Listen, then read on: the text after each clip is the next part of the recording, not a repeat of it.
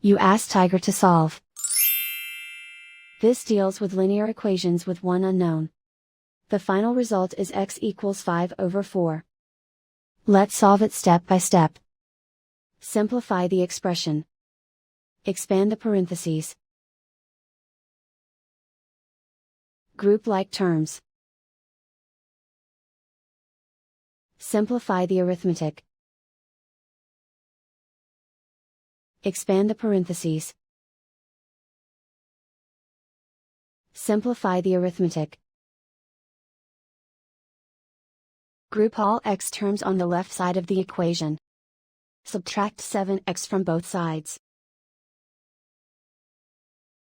Group like terms. Simplify the arithmetic. Group like terms. Simplify the arithmetic. Group all constants on the right side of the equation. Add 2 to both sides. Simplify the arithmetic.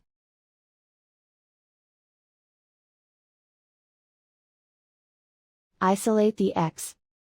Divide both sides by -4. Cancel out the negatives. Simplify the fraction.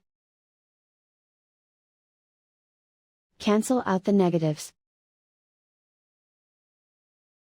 And so the final result is x equals 5/4.